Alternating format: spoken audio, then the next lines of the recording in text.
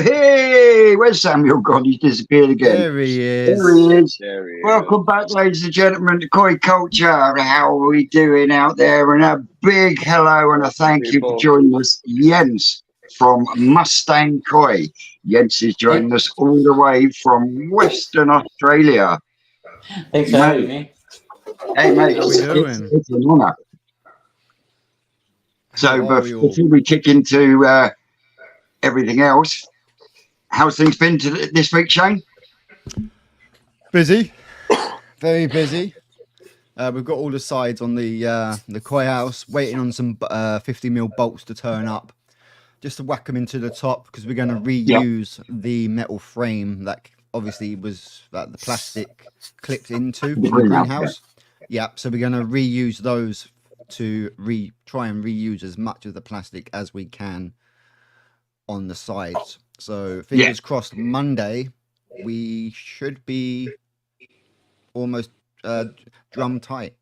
We should be severely solid. And we also now have a second IBC. So the swimming pool will be going, because obviously the issue was if I turned the swimming pool 90 degrees, you were still only going to have a foot to get in the door. So I thought, no, get rid of the pool, keep that for future projects. IBC's in the corner, opens it so much more out in the middle, so we can then add obviously more space for the filtration, as well as like a little side table and stuff like that. You've got the other side of it as well, though, mate. You've got that swimming pool now for your breeding that you want to do. Yeah. So exactly. That's more becoming. And like I said to you, those pools are all right as a short-term thing, but as a long-term thing, they are unreliable. Like I said to you, go back and look at Phil G's koi pond and the amount of problems he had, because he had that round pole up for a prolonged period of time and it just started splitting. And the plastic isn't designed for temperature fluctuations. It's literally used for pop it up in the summer, enjoy it, whack it down in the winter. Yeah, so it's going to be perfect for what you need now. Yeah, exactly.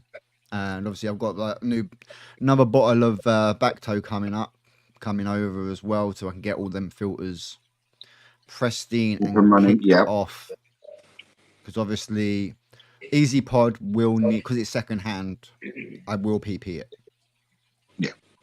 But I was thinking, get the whole thing set up running first.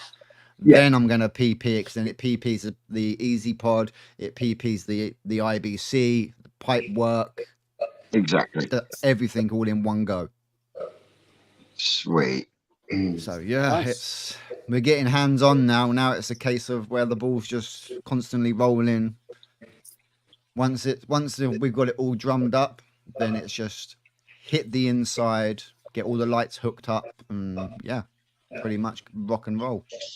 Sweet. Look forward to the next video then. So what's been new for you this week, Sam? Got a lot done in the filter house. Installed that auto top-up system, and we did a lot of wiring, and finished my wooden deck today. Oh, awesome. Yeah. So we're going to be getting a new video in the week, are we? Yeah. I think it's planned to get out Wednesday. Awesome. Yeah. And our baller Sid, what have you been up to this week? Because I know things are hectic for you, aren't they, mate?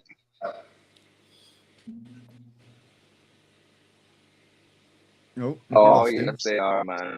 They're getting pretty hectic over here. I think I'm losing a little bit of net. Can you guys hear me all right? No, not fully. A little bit in and out, mate. Okay, just give me a second.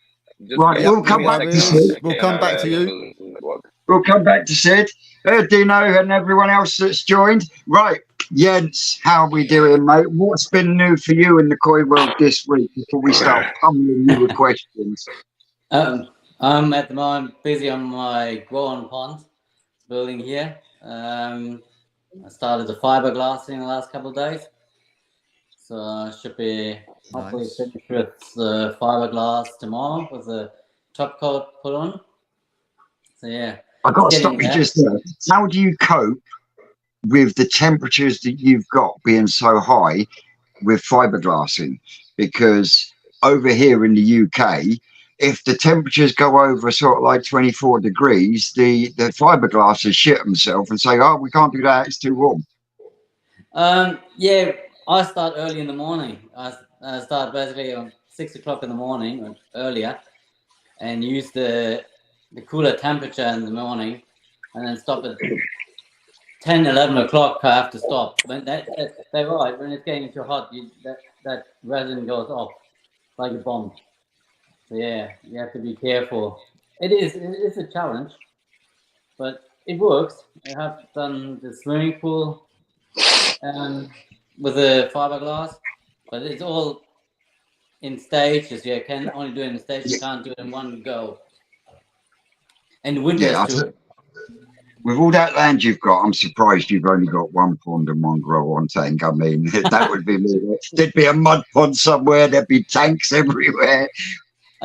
I got 3 little dams down in the paddocks. That they will become eventually little koi mud ponds. Yes. But this year's challenge, our summer is very dry. Everything is down there. The little dams, there are only 1 meter water left in them. Yeah. Yeah, we're waiting for the rain here now. For the last, I think, 3 months we haven't had a drop. Wow. Mm. That's crazy. That's crazy. That is crazy. Mate. But that's not the only crazy thing, isn't it? I mean, you're one of 3 states in Australia that can only keep koi. Is that right? Yeah, that's right. So we're here in Western Australia, and then you have New South Wales over on the east coast, and the ACT, the capital, Australian capital territory. Yeah. All the other ones, kois are banned. You know, and we can't import kois too. We don't have the luxury like you importing from all over the world kois, like from Japan.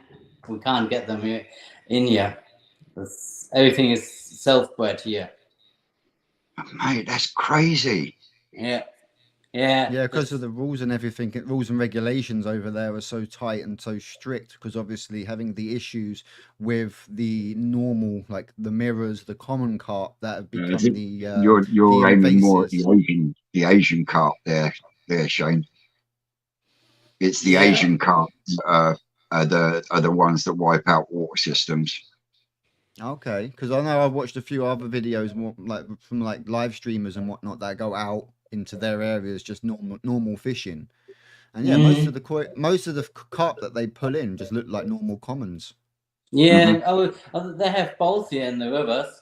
Over east, it's a huge problem. Here, I haven't heard much about WA having big problems in the rivers, but over east, they have both carps in their systems, and it's what they say a huge problem. Yeah, it becomes invasive. Yes, massively invasive. But then everything is invasive here. You look at, we have cats, free roaming cats, pigs, wild pigs now. Yeah. Rabbits. Yeah. Oh, don't get me started with rabbits. That's almost as bad as saying don't get you started on the cane toads that are everywhere as well.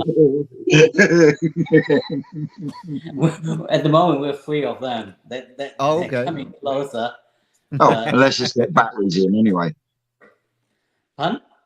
I said, unless it's got batteries in.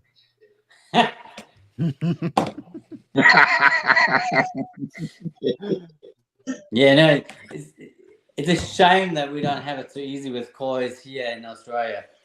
So Yeah, that's mad. So do you have, with that being so tight and so stringent, do you have koi shows in Australia? yes, we've got koi shows. Yeah, we've got koi societies. We've got the Western Australia Society, and then there's in over east the Australia Koi Society, and Yeah. we have shows and we have auctions here, and we have a few Nice. breeders here as well. But yeah, no, we can't import. That's a shame. We can't get, say, new bloodlines into the country. That's crazy. That's crazy. That's blowing my mind. That is. I mean, Wow. every now and then they talk about that we should ban the kois here in Western Australia. I hope that will never happen. Then I'm moving out. I don't blame you. I don't blame you. I couldn't be without my koi. Yes. No. So So the thing with the ban of the koi, is that because of the problems with the koi in the rivers or lakes or that kind of stuff? That's the excuse they have, that the kois, because they're related to the carps, would become invasive as well. Yeah. Then our koi society here, they arguing the point they're ornamental fish. They don't have that breeding capacity as the wild carps have. yeah, So that's I hope. I mean, the other states, some of them try to lift the ban because there are a lot of illegal koi keepers in the other states. Yes. right. Oh, illegal koi keepers. What is this world coming to? That's a What new is this term. world coming That's to? a new term. Yeah, Nuts. it is crazy. Yeah. But The I'm dark lucky. side of koi keeping. Oh, Decided koi keeping. they fined last year. They fined someone. I think it was in Victoria, $50,000 for having koi ponds in his backyard. wow. So yeah, What? so, That's yeah. just crazy, man. That's probably more than what his whole pond and setup cost him. Yeah. Mate, For sure. mate. It's It's not as easy here having kois. It's the same with all the equipment. You have so much variety of equipment to choose from, where we're quite limited, and we're trying to have to then import it from over Europe or America, where you can get it from. Mm-hmm. Or end up just doing more what you do with like the DIY. Yes. Yeah. So it's either you've got the option of you either import it and pay your import tax, or you just build your own one, save your import tax, and use that money in the build. Yes. So, just go down that route, which is a great way of doing it. Oh, I do a lot of DIY here because getting a drum filter or a Nexus is just too expensive. Yeah, exactly. Yeah. Especially when you got like the when they take into like the factors of like the weight and everything else like that as well. We all know Nexuses aren't exactly light. No. So when it comes But to they trying can to be import replicated. something like that, yes, they can be replicated. Yeah. Same as the Easy Pods, they can easily be Oh, I had a Vince moment then. I got all tongue tied. This Ken's just said he has problems getting stuff to Canada as well. Yeah. That surprised me actually, that it's so hard in Canada as well. I would have thought America and Canada would be easy because you have the kois that they're allowed there.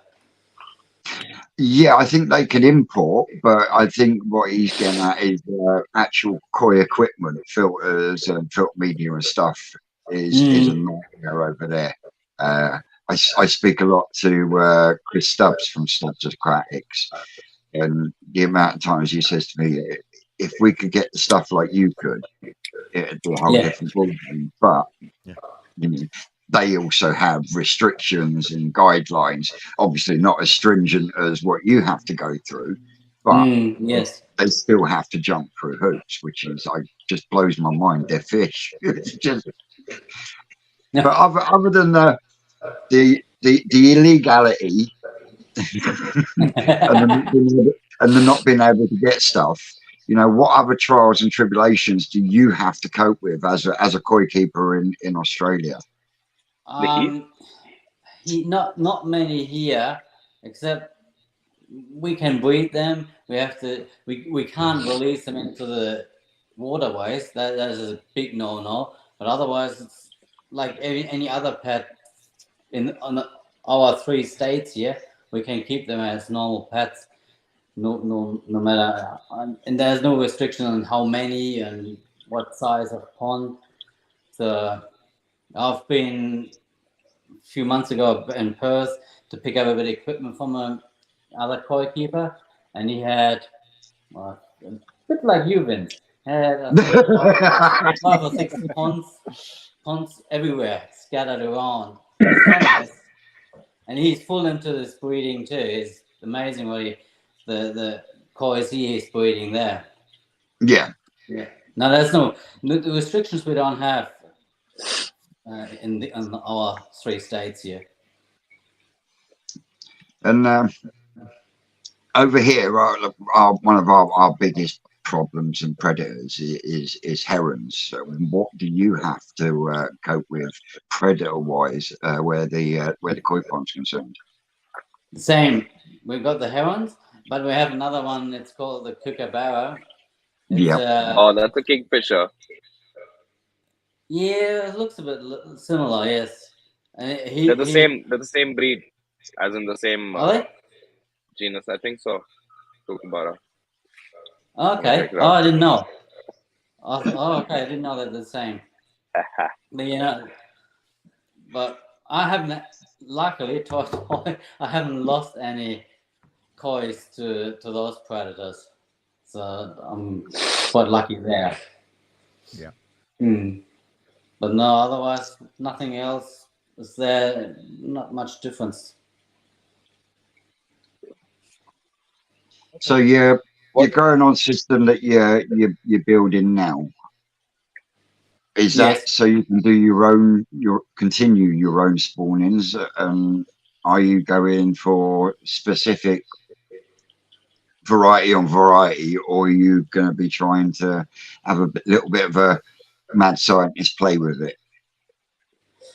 It's one thing. It's an experiment I'm doing for a future pond. I want to build in a couple of years' time, a bigger version, basically, a bigger version, but it's sort of an experiment. But then I want still do my own little spawning every year if I can. Yeah. So I will still keep my little spa working for the spawning, and hopefully then enclose it so that's a bit more better temperatures there, control the temperatures in there. But the growing pond is to grow them bigger, sort the best out, and an experiment, because I like the brush filter concept, so I want it all integrated. Yeah, definitely. So what was your inspiration for the filters on your main pond? Because I know you favor your brushes, don't you? Yes. The main reason was I didn't want too much mechanical or electric equipment in there, because I work away. I'm away for a week and then I come back for a week, so I didn't want to leave these kinds of, like a drum filter, to my wife, and then something breaks. So with a brush filter, it's only the pump. If the pump stops, I have a second pump that can still rotate the water flow. And then, I think that's sort of more easier to use for me. I like just the basic concept of them, but I know There are people out there they say the dirt or the fecal matter has to go straight out of the drum filter, get it straight out of the system completely. Where I see a bit more holistic. I like to have that biology in the brush filter system. That's another reason for it.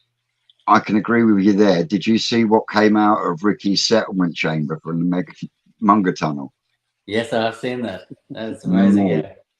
Mate, I still can't get my head round. He had over an acre's worth of predator netting in that chamber, as well as bags of media. There were bags of K1, bags of Alpha Grog, bags of Crystal Bio, you know. Yeah, I watched that. Yeah, I watched so the much. episodes when you took it apart. That was amazing. But again, you can't deny the quality of the koi that was coming out of that pond. Mm. And That's true, yes. I was sent a video yesterday from our lesser spotted Ricardo, and it looks like first job when we get to New Forest Koi Farm this week will be polystyrene and liners in all 3 ponds. Wow. Yes, Ricky's been in over the weekend and finished the block work. So Nice. How deep are those Nice. ponds?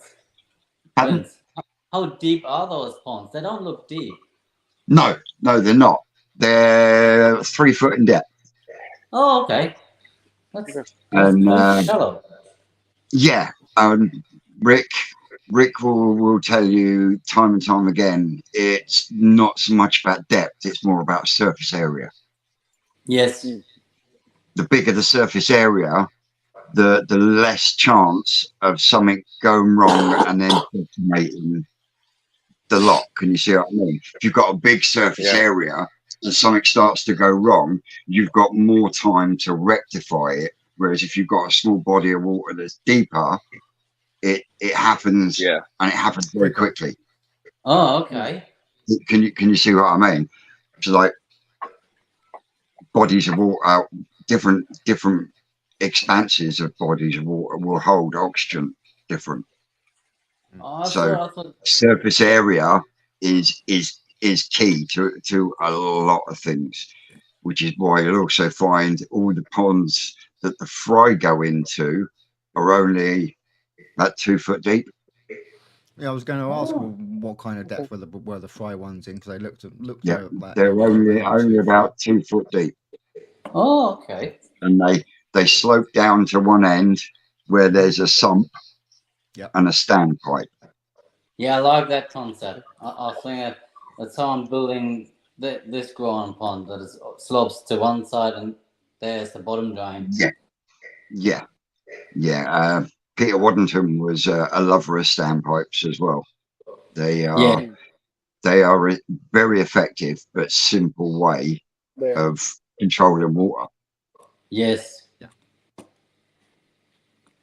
All it takes is one bit of pipe, and you've shut it off. Pop, done. One bit of pipe, and you've turned it off. You've isolated it. One bit of pipe, and you're running again. It's it was that simple, and that was why I loved the original Eric filter, because Eric filter. Eric filter, the filter that was created by the late great Peter Waddington. Oh, okay. And what you had is on the gravity feed models, you had a double standpipe. So the in hole was on one side and the out hole was on the other. But the pipe for the out hole had the fitting for the out hole had your pipe in while you was running. So when you stop, you move the pipe out and put it into this one, isolates the pond, but empties the filter. Ah, see. That's. Can you see what I mean? So it's super simple. Yeah. There's no way it will seize, it will break, or anything like that. It doesn't have any ball or slide valves. No, and this is one of the reasons why I asked you what was your inspiration for your filter system, because the filter system on your main pond is in effect horizontal flow. Yes. Yep. And And that was a big thing that Peter was created around the Eric filtration. It was something he banged on about a lot. So I'd love to know why you went for that method. yeah. Well, I watched a lot of YouTube videos from Germany, and they are going more and more over to the brush filters, going back, turning their back basically on the drum filters and all these other filters, beat filters, going more to the brush filters, and there's more the horizontal flow. Yeah. Or they have big bioreactor chambers where they only pump the water a meter up through a big what they call bioreactor with very coarse helix, and it gets aerated from the bottom, very strong aeration, but not moving, just static. Right, I got you. Yeah, that's the one thing that's what I want to do with the new pond. Pump water just 30 centimeter a bit higher, and then go through this static media. Yeah, you could. If you wanted to do that, you could use any media really. If you're coming down from the top above, as I found out a few weeks ago, when Ricky said put it in the shower, and I was like, really? It's like, yeah. So that's why the shower in the long block is got K+ media in. Oh, okay. And it seems to be working rather well at the moment. Yeah. So it's, they normally always say the ceramic media has to be in these showers. Yeah. Yeah, or people using like the alpha grog or things like that in the showers as well. Yes. Yeah, the fact that you can actually get away with putting like some K1 in there or some K1 plus, or as well. Yes. It just opens it up more as well. Again, like going back to what we were saying about the DIY, it then opens it up more so to then to give people more of an idea of like, okay, I don't just need this or I just need that. I can get away with this because I've got a bag of that sat in the shed. Yes. I wondered what to use it for. Now I've got a purpose, and it's Yeah, giving everybody that purpose to actually then use it, which then gets the brain ticking, which then allows people to then go forward and start their little DIY projects. Yes, that's right. I say always, in two of my showers, they're full of CSM media. And when I built the shower for the IBC tank, after numerous visits to New Forest Koi and chatting with Rick and everything else, now the bottom tier is full of flow core. Yeah. And the top tier is half full of alpha grog. Yes. And when I can get some, I will put another couple of layers of alpha grog in there, because there is some plants going in there, because that will be part of the top filtration for that, which is why I was shocked when Rick said, well, put K+ media in your shower. And I was like, really? Yeah, not many people suggest that. Yeah, I was like, surely if I was going to do that, I'd have to put the black stuff in, the sinking media. And he's like, no. Oh, okay. And like he said, what's the difference between floating and sinking media when the water is coming over the top of it? True. Yes. There isn't any. No. Not if the media's going over the top of it. If it's filling the water's going over the top then of it's it, a different issue. It's breaking the water down. It's creating the biofilm. Yes. So yeah, we've got a question there from Daz's Koi. What media would you use for a 2-barrel DIY filter? K1. I would say K1. Yeah. I'd make the front one a static K1, and then the second one an active K1, you predominantly treat your first one, your static K1 as a mechanical filter, and you use the stage second 2 one as is your active biological. K1, which is your biological filter. At least that way, if you're pump feeding it, your second one doesn't have to be too much. The first one doesn't have to be too high up for the bottom one to work. Can you see what I mean? But if you're doing it where it's being pulled through by a pump, you've then got the option to go up over a shower later on. Yeah, I can see that. You know, if you go and pump fed, then yeah, I would say definitely K1. Right? It's basically the same as like the DIY moving beds. Just exactly the same principle. Like I said to you, Shane, you can gravity feed to a pump. Yes. Yeah. As long as you've got an isolation between the body of water and your pump, you can gravity feed to a pump and then pump from very much like you would a gravity system, the end of a gravity system. You see what I mean? Yeah. Yeah. So you could have it coming from, like, say, a bottom drain, going through, and then obviously have your slide valve or anything like that, and then have your pump. So that if you need to isolate it, you can isolate it in front of the pump, more pond side, and then do what you got to do. Yeah. So talking about showers, Jens, why haven't you got a shower on any of your systems? Because of the power consumption and the noise. Okay. Well, I His think neighbors will probably get him busted for his koi pond if he makes so much noise, Vince. He's just trying to keep it subtle. He's trying to keep it down low. You know, doesn't want to get busted for his illegal koi keeping. Nah, it's just pumping that up over a shower.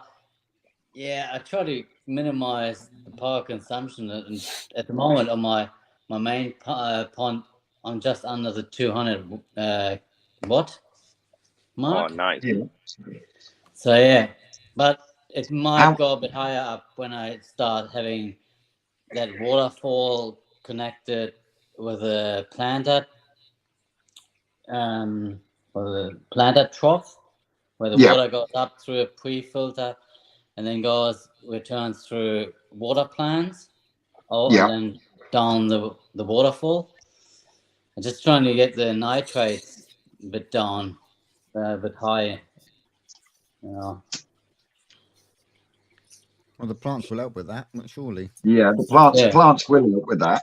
Yep. But what speed are your pumps running at? And what literage is your pond? So the big pump runs on 30 watt, what would be about 13,000 liter an hour. And the medium is, 45 watt. And then you 60 watt UV light plus the air pumps. So, because I only push the water. I don't. But your 16,000 litre an hour pump would be absolutely perfect to run over the top of a shower, especially with the way your filter system is set up with the horizontal flow. You've not just got the filtration from the mechanical brushes, but you've also got the settlement as well, which aids in your clear water. So with a 16,000 litre an hour pump, you could pump that over a shower easily, and it would be absolutely perfect. You could then run that into your veg filter, so you still got your trickle. Win-win. Extra filtration is never anything to do. Sometimes I'm thinking about that. If I can make the shower hidden away, yes, maybe that's project. So that's the thing. If you can like you say, if you can hide that shower away, but if you're worried about obviously your power consumption and everything like that, but you can then No, I think the focus is use on the hiding pump the shower. you've got. Yeah. Okay. Yeah. And I if mean- you can get if you can use your pumps that you're already using, so you're not adding, then yeah, it's just That's like- why the smaller pump that will be taken out of the system, connected to the skimmer, and then straight to the planter area waterfall. So yeah. 16,000 litre an hour straight from the skimmer. Perfect. What's the literage of the pond? Pun? No, the pond. What's The volume? size? Yeah. Yeah. 17,000 liter without the Nice. filter system, only the pond. Okay. Then that's good. So Yeah. what's the literage of the filter system? Because that's not a small filter system, is it? Like? No, it's not. Oh, that I would Looks have quite not. big. Pun? Looks filtration looks quite big. Hang on, let me calculate. It's Yeah, got round to that part. yeah, Put him on the spot, guys. He didn't quite get to that point yet.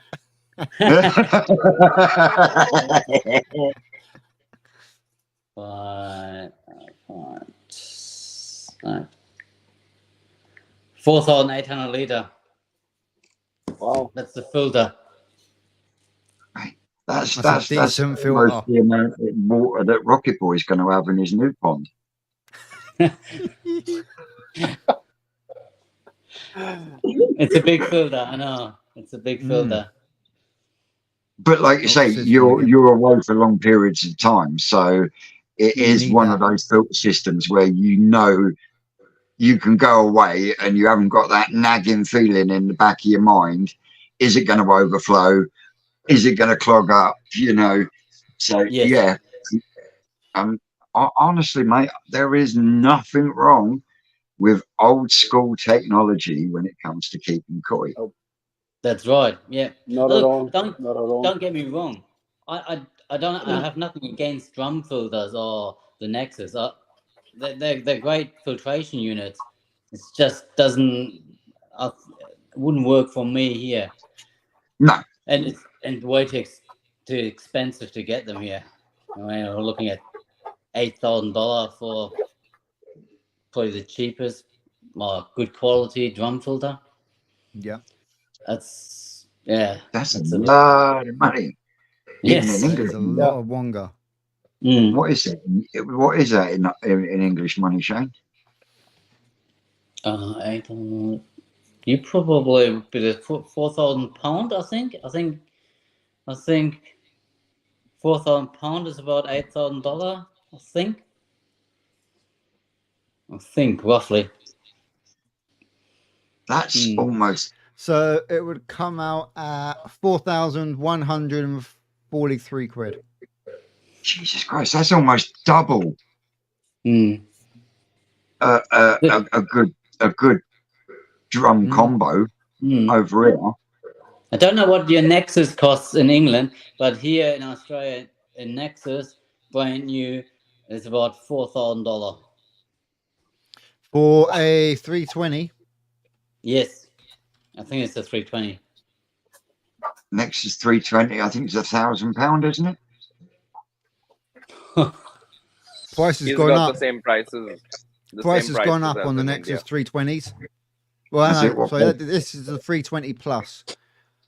So the 320 plus is 1,595. Yeah, so we're paying a lot for shipping and import and stuff. Yeah. You could, in effect, if you was over in effect, put two Nexuses on your pond for that price. Yeah, literally. Yes. Literally. And have change. Mate, that is crazy. That's why I'm doing a lot DIY here, because it's just too expensive to get. The only thing I got now is good pumps, good quality pumps, and the rest has to be DIY. Now, I've got a question for you with respect to your growing on tank that you're building.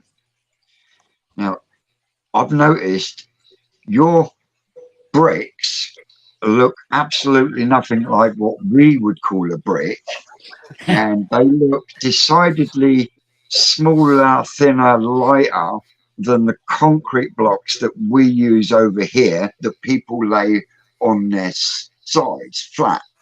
Mm-hmm. And yet yours are hollow and going up. Are you not worried about the walls popping? Not really, no. No. We use the same type of bricks here, and they work okay. No stress. Yeah. I Clay, know the right? blocks. I've seen the blocks you're using in England. Yeah. We can get them here, but I got these bricks for free. So that's the whole reason. Nothing like free stuff. Okay. Yeah. Exactly. So had they not been given to you, what would have been your go-to to use? Would you have used them? Then I would have gone with concrete blocks and then filled them in like I did it with the swimming pool or the filter on the main pond. Oh, the square ones with the middle. Yeah. Yeah, like them. And then you just backfill Like them. them I used on my pond. Yeah, and you just backfill them with the concrete and yes, just give them a skim on the top to make them smooth. Yes. Yeah. Nexus in Canada is about £2,500. Hmm.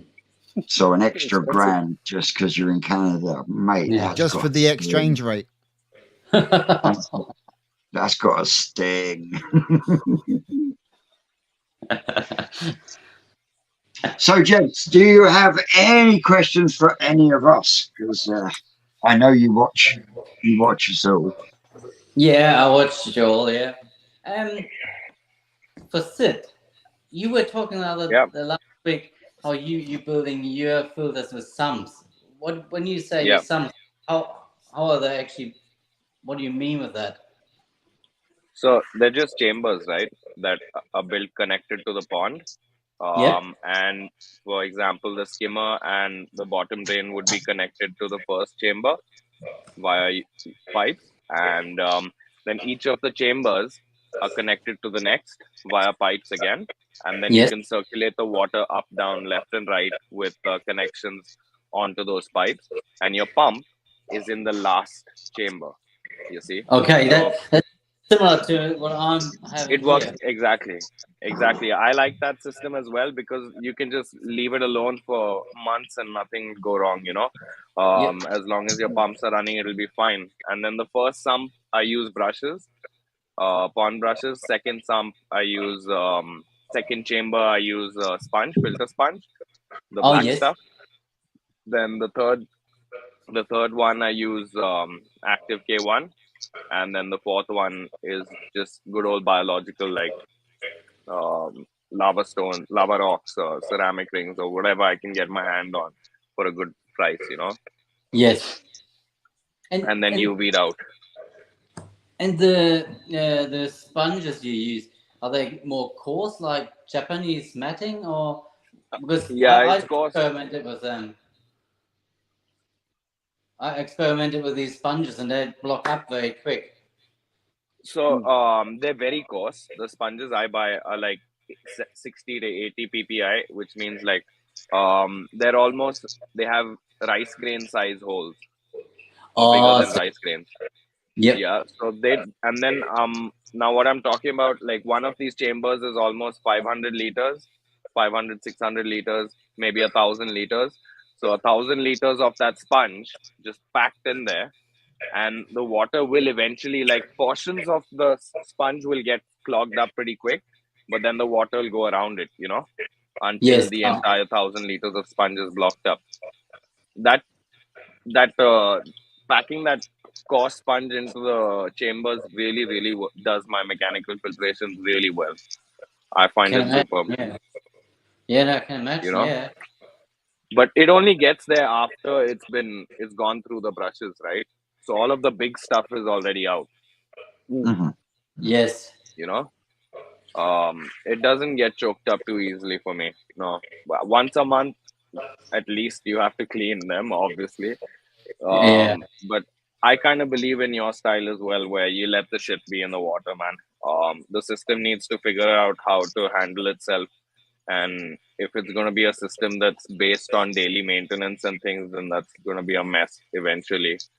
So Mm, if yes. you work backwards, where your filter is strong enough to handle the pond just as it is, and you could leave it, and then you start getting anal about the cleanliness of the filters, then it works really well, right? Yes. Yeah, that's right. Yeah. You know, I Yeah, just check them once a week when I come home. I check how the filter's performing. Put exactly. my hand in the brush filter chamber, the first one. See how the smell Yeah. is. As long as the smell Mm-hmm. is okay, if it doesn't have a real smell, then it's all running smoothly for me. Yeah. He runs So on. on So you average, run on. how often? No, go for it. So on average, how often do you actually clean the brushes in your filter? Physically taking it and My first chamber I clean probably every two months in the summer months in the heavy feeding time. Every 2 months. It's wow. only the first chamber. The second chamber, the second brush chamber, I don't touch at all. I haven't since it started up last year. I haven't touched it all for the one time. Wow. But it just the height of the brushes. The second chamber is just basically a biological fine filtration. There's hardly any dirt in the chamber. That's So now yeah, that's mind blowing. isn't it? Oh, do it every 2 months. That's right. Takes yeah. care of itself. Oh, So mate, yeah, that's koi keeping at its simplest, isn't it? I mean, yeah. If I would have a proper drain where I just could use a standpipe to pull it out and then flush it out, it would be easier. But because I don't have it, I have to put a sump pump in and then pump it out while I'm just That's man. washing the I feel brushes you off. there. That's the one mistake that I made while constructing my pond sumps, right? Because they were the first ones I didn't put drains at the bottom of the sumps, and it's such a nightmare to clean it out now. But like each of the projects that I do now, I put drains, big drains, huge drains on the bottom of these sumps. Yeah. So Yeah. you just block them off, you cut off the pipes, and you just open up that valve, and it just goes. Whoosh, all the shit comes flying out. Yes. It's so easy, Exactly. man. It's so easy. Yeah. And this is how But I my feel you there. new pond is designed. Exactly the Oh, same. nice. Plug it out. Congratulations. Yeah. You're going to save yourself so much work. Yeah, definitely. Hopefully, you can clean the sumps more often than once in 2 months now.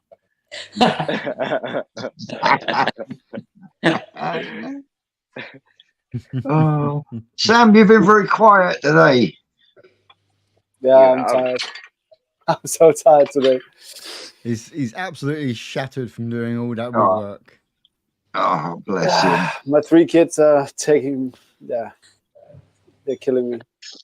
Yeah. Do you not have a telly? Yeah. Stick on YouTube for him. No. You don't have a telly where can you not get one so you don't have no more kids, then you won't be knackered.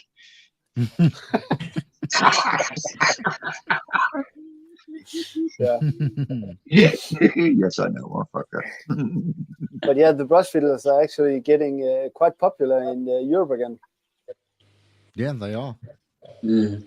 And if you only got to clean them once every 2 months, I understand why.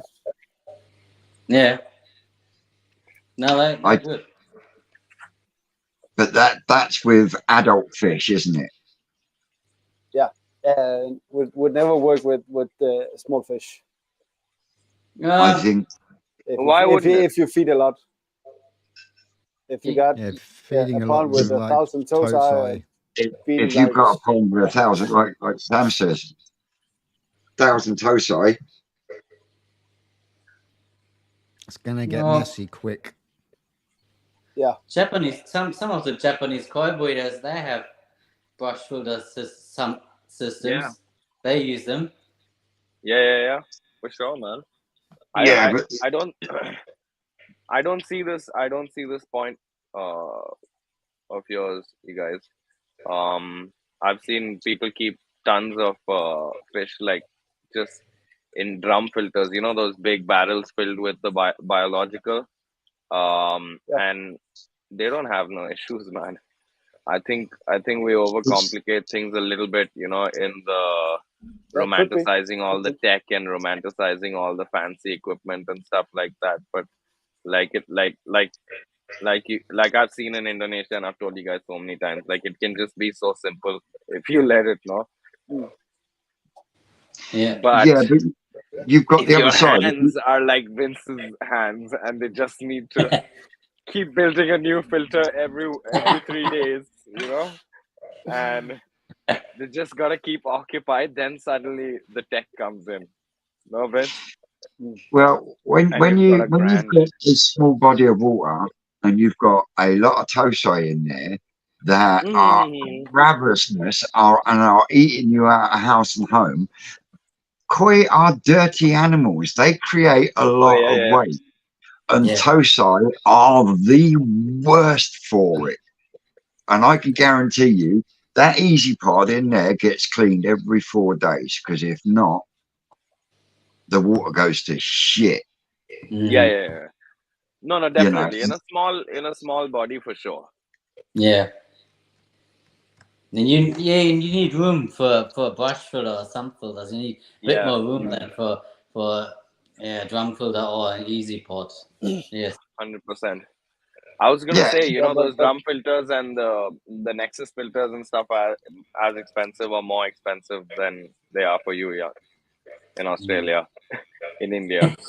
That's pretty much why I don't do them as well, because for like the price of one drum filter, I could build an entire pond out of concrete, buy all the media for the sumps, buy all the electricals, and like maybe even bring down like a couple of boxes of beautiful fish just for the price of one drum filter, man. It's nuts, Wow. right? Wow.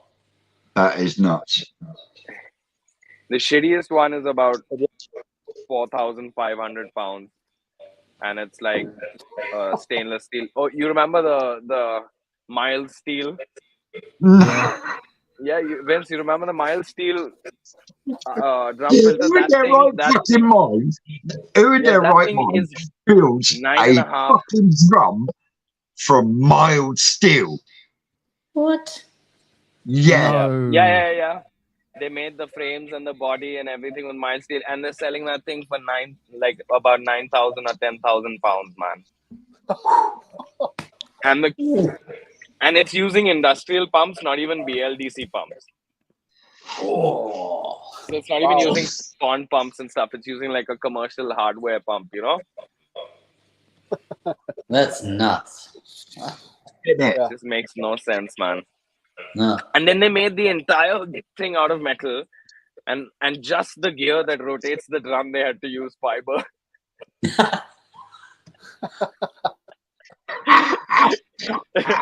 You know, engineering at its best, bro. Engineering at its best. So that's why I don't use them here. You know? Here you go. We've got a comment here from Daz. Yeah, Yeah. that's a good one. Absolutely agree. Yeah, definitely. So, filtration on your new growing on setup, how's that going to run? Because you haven't really covered that in your videos yet. Oh, me? No. No. What's up, Roger? I didn't hear my name. Sorry. Same thing. It will be a brush filter. The first chamber will be brush filters, and then it goes over to a pump chamber, and the pump pushes the water up to say a static bioreactor, where the water gets splashed onto it. It has to go all the way through while it's getting aerated, and then from there it goes into a trough full of plants but without any soil, just like hydroponics. Yeah. They hopefully take care of the nitrates and the phosphate, and then just via gravity it goes back into the pond from that planter trough. Yeah. So, Okay. So with the fact that you've put a shower on your grown on tank. are you trying it? You know where I'm going now, don't you? Yeah, I see it. If you can put one on your grown on tank, why isn't there one on the pump? No, this is not a. This is a flooded bio chamber. It's not a real shower. It's cascading from the top Only down the first through 30 India. centimeter, and after that it's flooded. It's still cascading. It's still showering. And he's still got the waterfall on the main pond as well. So Yeah, so Yes, yes. you've got a shower on your grown on setup, so you've got no excuse now. Who knows? One day. I will Another wait Future patiently project. for the video.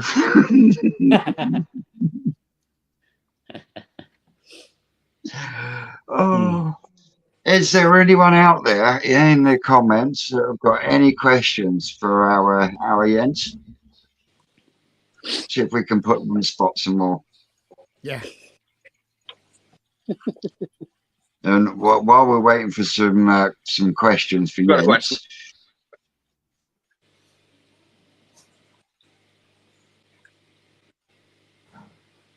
Oh, has he gone again? Can you hear me? right, can hear you In and now. out. You're Hear back. me? We can hear you now. I'm Yeah. out. No, you're in. Shake it all about. You do the hokey cokey and you turn around. No, he's out. Bless him. He's having a bad one today. Yeah, I'm trying to get him pinned down because he's got some really good news, hasn't he? Yes. Yes, he's got He's some got really some good really news. good news. We need that connection to just give us that little moment where we can. Yeah, where we just need we can get him to pin him. Yeah, I actually. Here you go. We got a question here from Ken. Oh, that's a good one. I don't really have a favorite one. Man, I like the showers very much, but there's not a particular favorite variety.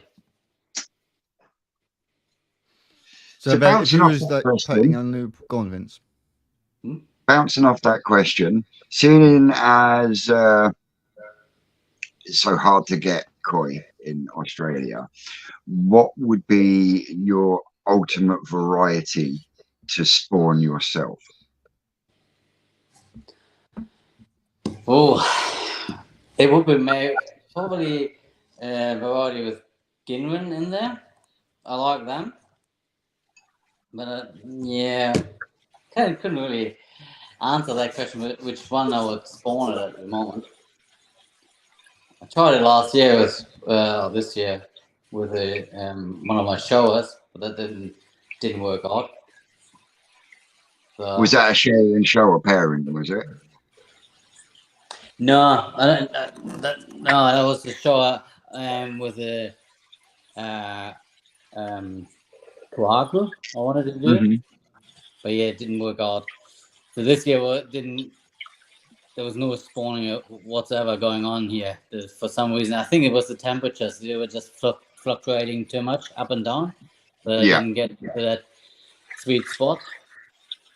But the females were holding eggs. Sorry? Were the females were they egg laden? Did they have eggs? Yeah, one of mine, she still has the eggs. She has not spawned them out. She's still pretty Have full. you thought about doing it the manual way? No, actually not. Okay. No, sir. You mean what about squeezing it out? Yeah. So when you try and breed them, how do you do it? I'll separate them put them into separate and a spa I have. That's how I tried it this time. And with spawning brushes. And I have one female, 2 males in there. But this year none of them were really happy to do it. Should have drawn the curtains, no? Did you draw on the curtains, turned over. on some Marvin Gaye, and just let them have a good Marvin time? Gaye, Annie White. Nice. Whatever they might like, you never know. You know, he might be a Celine Dion fan. Could be. Next season I try that. Lauren has a question. You have to make a video of that. How old do koi have to be before you stop breeding them? You don't I know Rick's got at least 2 fish that are over 10 years old that he still uses for certain spawnings.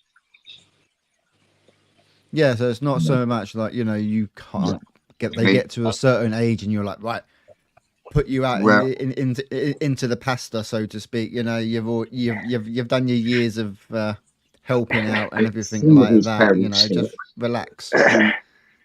He no longer spawns because they are literally too big to handle. Mm-hmm. Yeah. You know, when you're talking 85, 90 centimeter fish, it becomes a bit of a headache. Everything's it's also risky, right? Yes. Very risky because you could, you know, they break the spine. Yeah, exactly. That's what I was trying to get to. Yeah.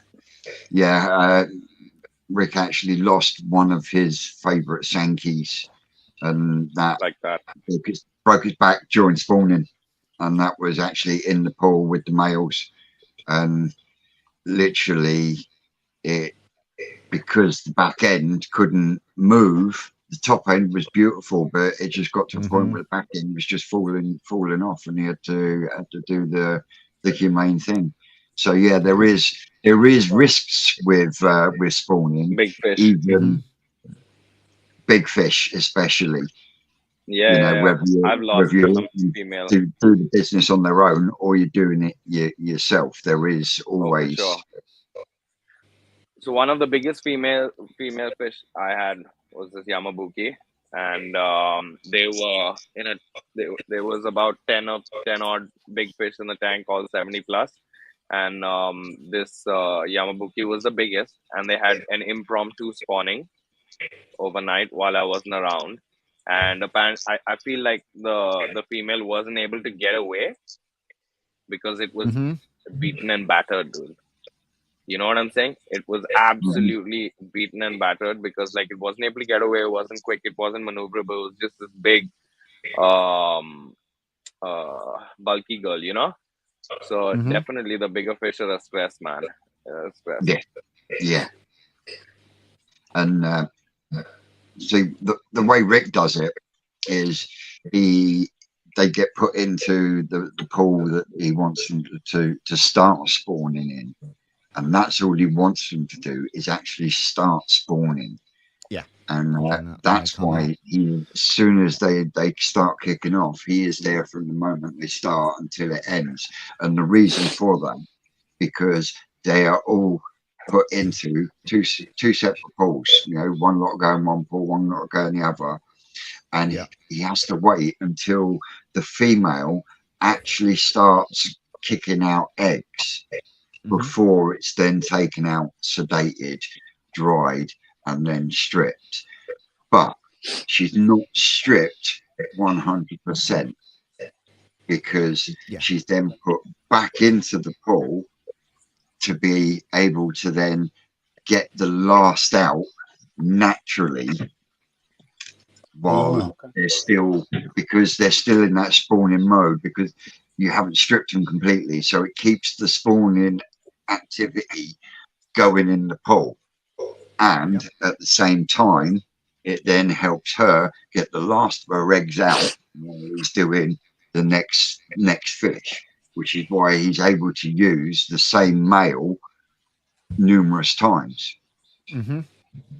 Can you see what I mean? If he wants to split the eggs from one female and put different males with them, it's simple because I did it on. I put it on video last year, and we'll catch it on video again this year. And literally, brand new fish bags. The eggs go into brand new fish bags, and then the milk from whichever male goes into one, goes into the other. If he wants 2 males in one batch, he'll put that in. Yeah. He'll then do the bag up, and then that will be sealed until he goes down to the hatchery, and then gets put into the trays, onto the netting that they use, and then goes into the fry ponds. And what he does is he uses it's like an onion sack, but it's smaller. It's only about A4 size. And what he does is he has a stone in the corner, and then he lays all these mats down with a green mat underneath it, each one, and then he will mix the eggs up, and as he tips them in, he mixes them about, which then goes over the net. He then lifts that net up, drops it into the fry pool, and then the net is suspended upwards in the water. Yeah, I know what you mean. And then that's how they go from egg into the fry pond, and then it goes from there. But that is the process. You know, they're started naturally and they're left to finish naturally. They're just intervened in the middle. In the middle, yeah. To get what he wants for his breeding, his needs, you know.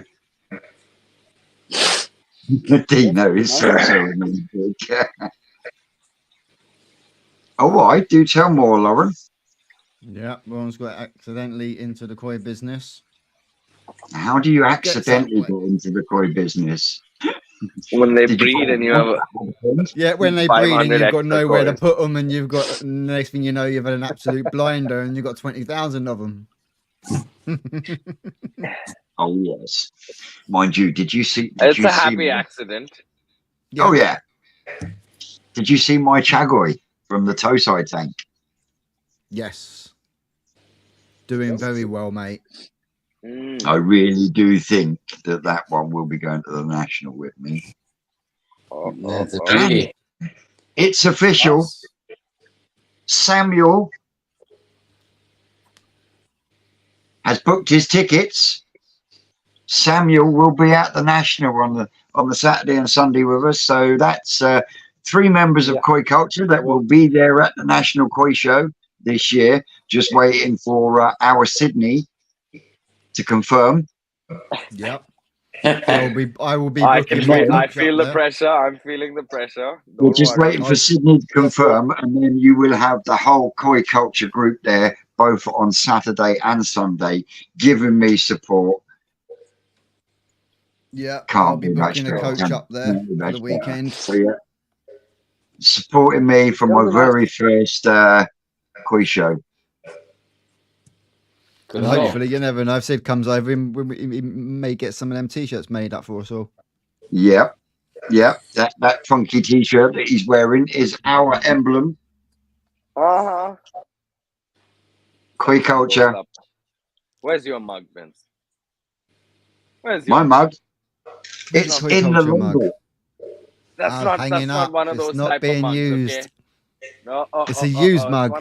It's not one of those type of mugs, okay? It's supposed to be used. Yeah. It's an advertising mug, not a ornamental. 100%. Exactly. Look at those. We're losing him. Yeah, we'll lose him a little bit in there. Yeah. There it is. It's up there. There it Koi is. Culture. Nice. Hidden amongst them. Yeah, and that shower that's out there is going to have to go there.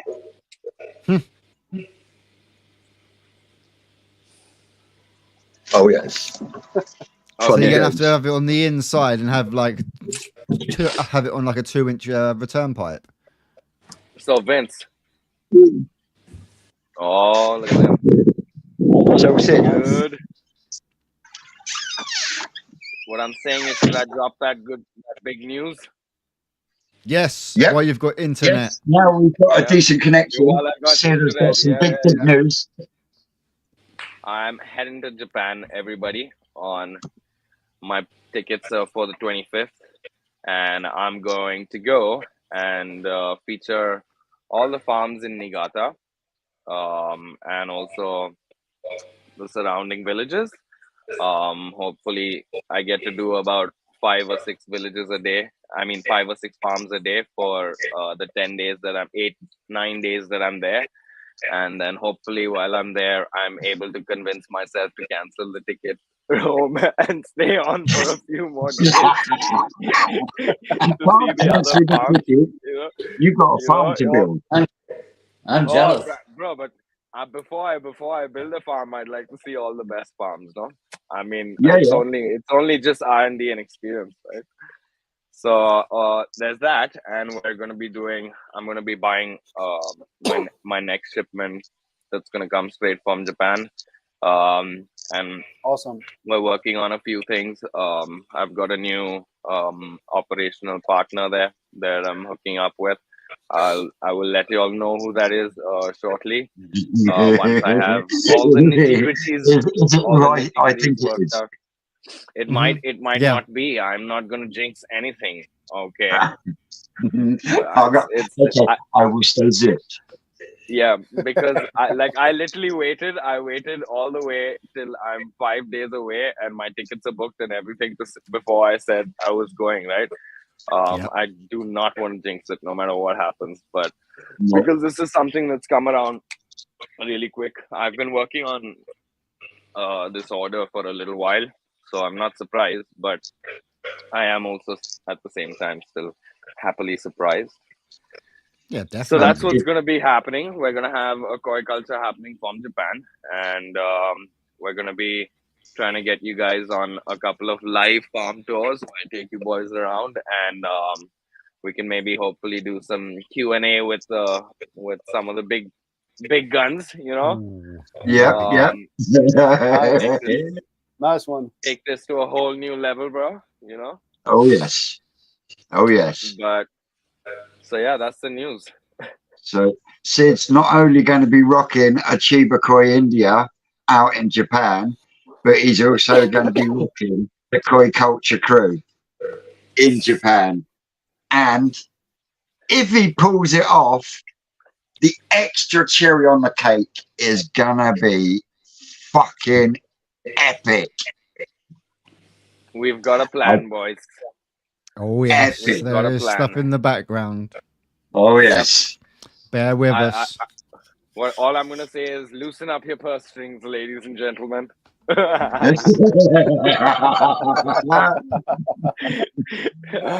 know, but yeah. So that's On that. I'm top of. so excited, dude. I am so excited. It's just like it's sinking in more and more day after day. You know, I'm just doing all my prep work right now. I'm even eating Japanese food every day now, so that I can start getting used to the flavors. You know. You dopey bastard. Oh, no, I'm not kidding. I'm putting together all my gear. I'm trying to get all the right stuff so that I can get the right footage and stuff like that. It's gonna be intense, brother. It's gonna be insane. Yeah, but it's going to be I worth don't think it was. Oh, it's 100%. It better be worth it, bro, because it's fucking expensive, dude. Japan's fucking expensive.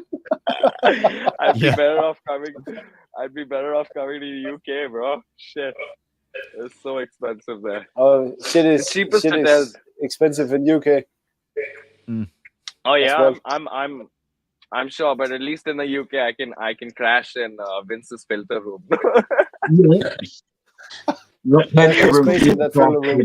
Problem. If Sid's going to crash in long block, he can only lay on his side. Hey, listen, I'm a thin That much guy. room Okay? there? Have you seen how thin I am? I can squeeze in the Have you tight seen gap. Vince's filler room?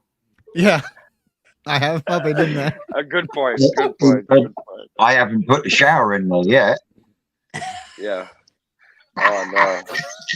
I don't think I'll get any sleep with that shower in there. Oh, it's And- relaxing. It's a good sound. And I'm going to put a water solar panel on the roof of Long Block.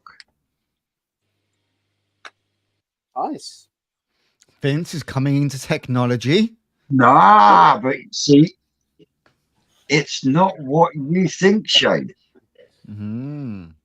It has Is it not? absolutely sweet fuck all to do with electric. No, it's to Okay. heat the water. Right. At the farm, Rick has got these big panels that they can put over polytunnels over the top. And they connect together and you can pump water through them. Yes. And these panels are really thin and they're black. Mm-hmm. Yeah. So yeah, they So- heat the water. So plan is to put one on the roof of Long Block. So I can put a Nice. bypass in, and in the summer, when we do get a little bit of sun, I can then bypass it through there and help warm the water up and keep it at a constant temperature through the summer. See? Up here for thinking, down That's a there good for idea. dancing cupcakes. Right, we got a question, guys, from Life Around the Koi Pond. Hi, everybody, including Mick. Doing great. Thinking about building a multi-bay. Any question? Any ideas? Well, building multi-bays is what Jens has done on his pond. So Yep. he's your man. Any questions? Ask him now. You've got the ideal opportunity. If you want, Yeah. Shane, can you drop a link in the comments? He can actually come on and ask him face to face. That would be fucking awesome. Or we could have 39 people fill up the the room. No, we can only have 10 people. and while you're at it, guys, go hit that like button. Yeah, don't forget, Go hit smash that the like button on all 4 channels, On guys. all the channels, okay? Yeah. It's a lot of work, Yeah. I know, but we put a lot of work into this, all right? Yeah, We're taking yeah. you guys to And, Japan, you know, so like, We are streaming No from all excuses. 4 channels. And it's not very often we get a guest from right across the other side of the world. I mean, the man is miles and miles and miles away. So at least we can do is smash the like. Also, go over to his channel, Mustang Koi, give him a subscribe. He'll love it. It'll tickle him pink. Thanks. What I'll do, I've already done it once, but grab another one for those that are just joining. Yep. There we go. There's a link, guys, if you want to go and check out Jens' channel. And there's also a link in there if you want to come and join us, ask us any questions. Life Around the Koi Pond is your ideal opportunity. Morning, Maureen. How we doing, Maureen? Maureen came on and joined us last week from New Hampshire, and this is what koi culture is all about. We have people from across the pond, as we say. So let us know how you do things over there. And I mean, if I'm totally honest, I don't think I could survive in Australia. Not with all the koi restrictions. No, don't get me wrong. With the space I'd have, I'd be in my element. But having so many restrictions on you on what you can do, can't do, and what you can't get, I think that is a big kick in the nuts. That is. It is. Yes. It's not easy if you can't import new koi New into blood. the country. You know, it is. yeah, big it's a real bummer, man. Yeah. There was a friend of mine in Australia that I wanted to send some fish. I just realized I'll never be able to do that. So, yeah, That sucks. it That is. will never happen, I'm afraid. I mean, see, if you're gonna be illegal koi keepers, then we can even become koi smugglers, no?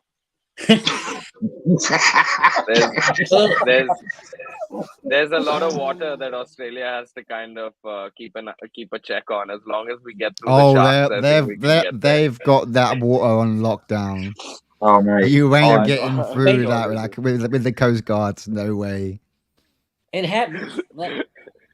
Sometimes that for a few years ago, someone smuggled coins into Sydney, That's crazy. and that's how we got the Black cage market feed buyers in, just because Yeah. of a smuggler.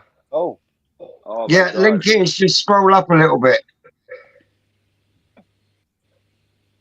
There'll be a link for her for Mustang's channel, and then there'll be a link above that for StreamYard. Yeah. Who's joining us? Life around the koi pond. Oh, okay.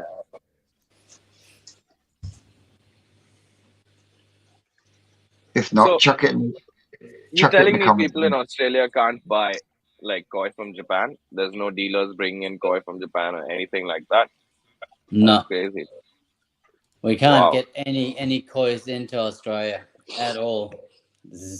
The So- ban got introduced in the, I think, mid-80s.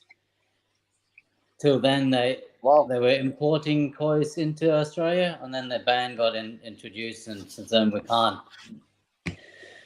I mean, I don't know even if you could wiggle around and get with the customs with quarantines and stuff. It's probably too expensive to get them through the quarantine. But Yeah, the link is on Shane's channel, Yeah. not mine. One thing we'll have to try and get round. But yeah, if you Hang hop on, on, I could do it this way. Do it this. Try it this. There Oh, you there go. you He's go. already beaten me Perfect. to There it. you go. Already beat me to it. I was just about to change it. Who did I was that? just about to change it to all and then repost it. There we go. Hopefully he'll be with us in a memento. Yep. I'm just gonna quickly go, little boys. So we know what we know what Sid's got for the next week ahead. You know, absolute excitement and chaos. I can't wait for the lives and the videos to start coming out, brother. What have you got planned, coin-wise, the week ahead, then, Samuel? I gotta clean up my filter house. It's an absolute war zone after I installed that auto top-up system. Yeah, and I got some funny mold growing on the walls. So I need to find something to wipe it down with. Have you got any Life around the extraction? koi pond. You just need to copy that link, open it up. It'll ask you to type in your name, and you say join the room. We'll see you down here, and we pull you up. That's it. Just open the link. Yeah, have you got any extraction in there, Sam? Yeah, I do. You Just, have? up in that corner, yeah. But because of the temperature difference, the main pond is 9 degrees and the grow-on tank is 22, so I get a lot of condensation on the pipes and showers from the main pond. Have you got a cover over your growing on tank? Nope. That will cut down on your condensation. Yeah, I know. And it will Don't also want to cover it up. yeah, but you don't have to use polycarb. I know. Just Yeah, any because type of plastic would do. you're not trying to insulate with it. All you're trying to do is stop the condensation, and that would be a perfect way. And then you still, like I can in long block, you can still observe the fish because it's completely see-through. Yeah, could do that. And it will help cut down on the amount of condensation. I've noticed it myself in long block. It's pretty much gone now. Okay. So, guys, Yeah, because I have another little bit of news. That side of the filter house is pretty much clean. Nothing on the walls, but that side is just ridiculous with the condensation. Yeah, I've been there, done that, and the best way I've found is literally put a cap on it with a bit of Perspex. Yeah. that's why when I did the shower as well, I made sure that everything had been sealed shut. Okay. So just to help with that, and the only condensation I get is literally on the open bits on the Tempests and the front of the Easy Pods for the main pond, because I haven't insulated them yet. But as for everywhere else, condensation is not a problem now, and it is literally all because. And I've done the same. I've done the same with the 2 bio bins. Put a Perspex lid on them. Works a treat. Okay. Yeah, I could actually build a small polytunnel over the ground tank. But there you go. Your brain's starting to think now. Look. Yeah. Sometimes it does just take someone else saying something from a different perspective, which then gives you a little kick. Can you see what I mean? No worries, Lauren. You know, you just drop us an email and we can chat. It's not a problem. Oh, looks like we have someone that's joined us here.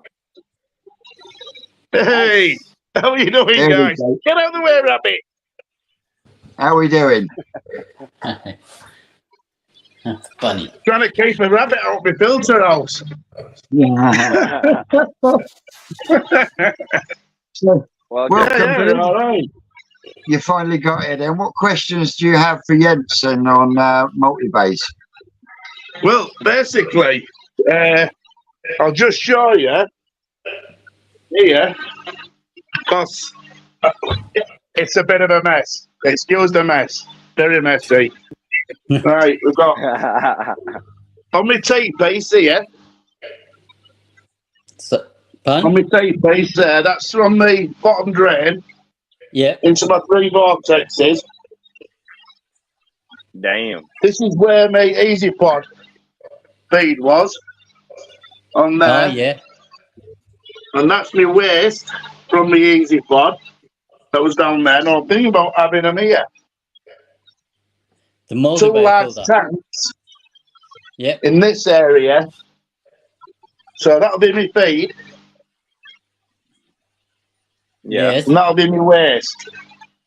Yep. Yeah, two. And that's my moving bed. Get out! Go on. So yeah, that's what I'm after doing. Get out! Good, get out! I'll have to go outside. It's doing me head in, that bloody rabbit. So you want to go from the vortex into a multi-bay filter? That's what your plan is, Jamie. No, I think he's going to leave the tea there. He's gonna so he split can it. do feed. Can you see what I mean? He's got the tea at the moment. Or tea's facing that way. He's got ones coming up and going into his vortexes. And I think from the tea, he then wants to go through like a multi-bay to pump back round, if that makes sense. That's right. Oh, see. Oh. Nice. But wouldn't you want to kind of run it in series? Yeah, that's what I would do. I would go from a vortex to the brush filter and then to a moving bed or a static filter and then back. And then what going on from that, where you've got that T with that slide valve, I would leave that. Yes. I would leave that and plumb that to waste and use that as a purge valve. Mm. Yeah. I've already got a purge. Well, I already do have a purge on the bottom pipe anyway, Vince. Have you? Okay. Yeah. Get up the way. Get out. That bloody rabbit's really starting to annoy me. But, yeah, bloody rabbit. See there, look, the one with an S. Can you make that out? Yeah. That's me page. That's me page from the bottom drain. Yep. Right. Well, in that case, then I would take that tea out. Personally, if it was me, I would take that tea out and replace it with just a straight bit of pipe, and then I would come from your third vortex and then go into your first brush box, like Jed said, then a moving bed, and then out of the pond. Yes. 100%. So what I've done here is, obviously I thought the wall to go rotate the camera out like that. Let's have a look, camera. We'll rotate it. No, that's gone off. Back on. Anyway, I'll just spin you around. Right. This pump here is the 8,000 litre pump. And this is the vary pump. At the moment, they're both running. That's near enough maximum, that. So there's near on the sucking, I think it's 28,000 litres an hour. They're pulling from that, from the vortexes. That's on a Y to the 8,000. This comes straight round into the 20,000 litre pump. Dairy pump. So are you saying that I should come off that and run that through a filter? What you'll have to do is where that pump is connected to your vortex. Yeah. You've got it reduced down at the moment, haven't you? You've got to reduce it from 4 down to 1.5 inches by the looks of it. Yes. Yeah. Right. So you would have to take that off. Yeah, from 4 inch to 1.25 inches, yeah. Yeah, so what you have to do is you'll have to take that off and run 4 inch from your vortex to your multi-bay. Yeah. Right. And then through your multi-bay, and then you can go from 4 inch to your 1.25 inches for your pump. In fact, you could actually put 2 bulkheads in and run each one to each pump, negating all of them bends and tees and everything. Yeah. Can you see what I mean? Good actually, yeah. Yeah, I know what you mean. Are you envisioning what I'm saying? Yeah, so what I would have to do is go, get out, go on.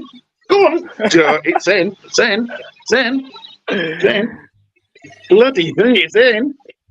It's in. So from here would have to be, look, this is 4 inch. Yeah.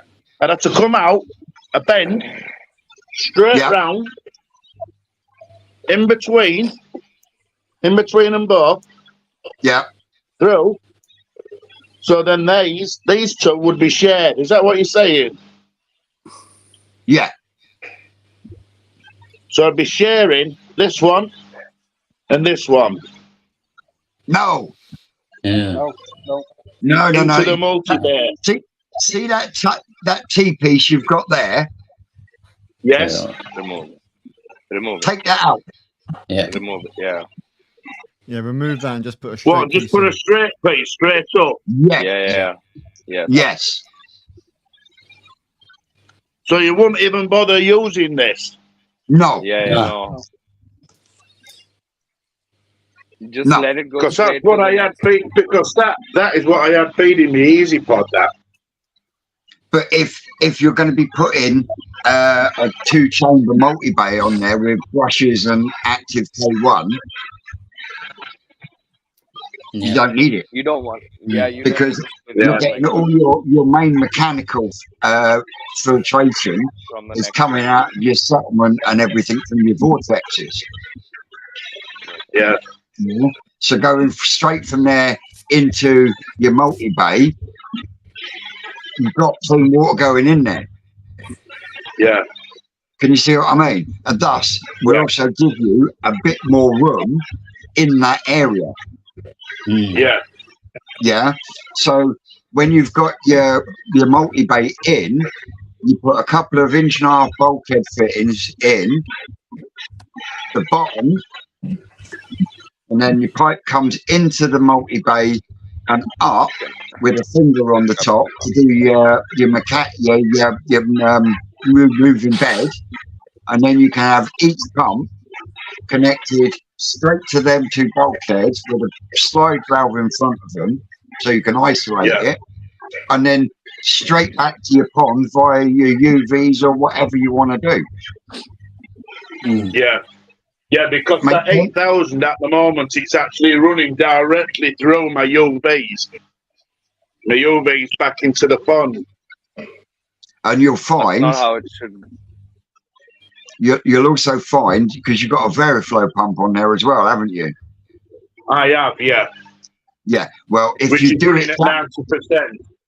right, well, if you do it that way that we're saying, you can actually reduce that speed, because at the moment, with the pipe work that you're using and all them bends and tees and everything, you're not getting a decent pull on the bottom drain because of all that excess pipe work, because every bit of pipe work cuts down on the actual flow that you get. Does that make sense? That's the floor. That's my empty bear, that, my first one. To be honest, that's off like hell, is that, you know, Vince? Well, I'm not surprised if you're pulling that speed through it. Yeah. Yeah. Now, How big are your pumps? And the water, which is going into the moving bed, that's the clarity of it. Nice. so yeah, you know, you go from there into your multi-bay, and the multi-bay just becomes a complete biochamber then. But when you move the pump and take out all that pipe work, it'll run a lot more efficiently. It'll run a lot more cost effectively, and it'll work a hell of a lot better as a filter. Now, vortexes are good. Yeah, and you've got the advantage. You've got big vortexes. Yeah.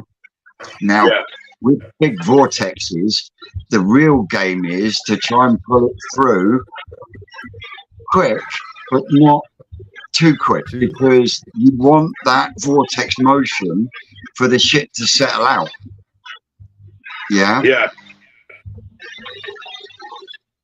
Yeah, I'm probably drawing through too much, really. Yeah. Get out. And you'll find you're having to do that because of the amount of pipe work you've got. You'll find that's probably why you're running your pumps as fast as you can at the moment, just to be able to cope. Can you see what I mean? Yeah, it's it's up the ass, to be honest with you. It's knacking rabbit. But yeah, it really is. Yeah, I'm rabbit sitting, for Christ's sake. Don't. Oh, Jens loves rabbits. Yeah. They're not bad. That's what I have to look at while I'm cleaning the filters and stuff like that. But it's murky as hell. Since I've taken the easy pod off, but I've got rid of it. I got rid of the easy pod because it was a bloody nuisance, and I couldn't really run it at full bar from the 8,000 pump. Too much for it. They're only designed for maybe I don't know, 5, aren't they? 5,000 Yeah, they're litres. only done for about 5,000. If you were only connecting the easy pod via that 1.5-inch pipe that comes out of that slide valve, then it would have struggled anyway. Yeah. Because Well, I was it's not. pumping it through. I was pumping it well. It was going from that 1.5 inch from that tee Yeah, to 8,000 litre pump yeah, up to my easy pod. Then it was going from the easy pod through the UV back into the pond. yeah. Now, it was overwhelming it. So I was having to reduce it. So it was barely even registering on the return back into the pond. That's how much of a reduced flow it was. Strange. Yeah. And I tried absolutely the UV everything. was- Tried everything I could. But in the end, I had to reduce the flow with the slide valve from the 8,000 litre pump. Just so I had enough water going back into the pond for the UV. Well, I can guarantee if you take that T-piece out, put a straight pipe in, and then go from your last vortex 4-inch into a multi-bay, and then 2 pumps on the end with separate bulkhead connectors, you'll notice a major difference. Yeah, for sure. Yeah. Because you've got so many bends and so many pipes and so much stuff going on that pump's gonna have a hard time. Yeah, prime example there. So from would your that brother. T-piece then to reducing the flow back into the Oh yeah, vortex, do you think? 100%. 100%. Yeah? Yeah, and the T-pieces you've got coming off the vortex to your pumps. For sure. Yeah. Yeah. Plus I've got to reduce from 4-inch to 1.25 Yeah, as well, like. so that's what we're That's saying. another So problem. from your last, because all 3 of your vortexes are connected by 4-inch, are they? Yeah. Yeah. Yeah, So- yeah, they're all 4 inches on the vortexes, yeah. So what you need to do is you need to come off 4-inch off your last vortex into a multi-bay, and then put your bulkheads on the end, and you'll find a hell of a big difference, flow-wise Yeah. and pull-wise on the bottom drain. Yeah.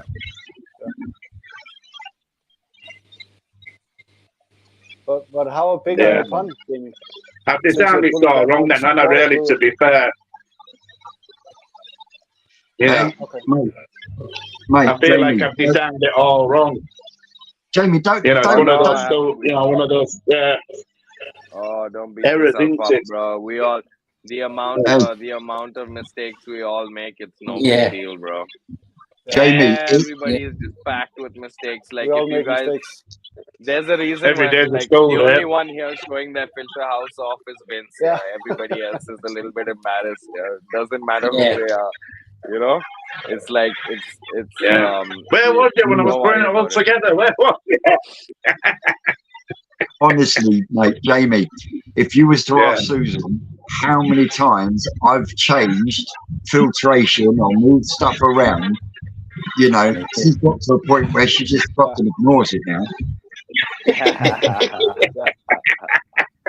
You know what I mean? And that's Oh. not the heavy day. You know, Yeah. it's working Yeah. out these things because I'll state it now and I'll state it continually. Every pond is different. Yeah. Every pond Yeah. runs completely different to the one next door. You know, Yeah. I've got Yeah. 4 systems in my garden. Yeah, each system runs completely differently, Yeah. and Yeah. they're continually evolving. Of course. Yeah.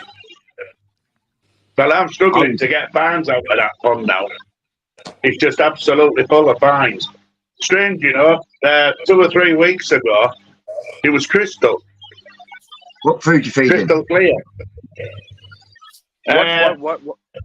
What's the problem? What am I feeding? Yeah.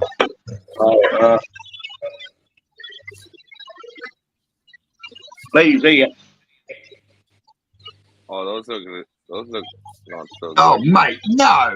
That looks really bad, bro. Can you take a little bit out of it into your hand? Can you take a little bit out Mate. into your hand and show us? A little bit out of me hand.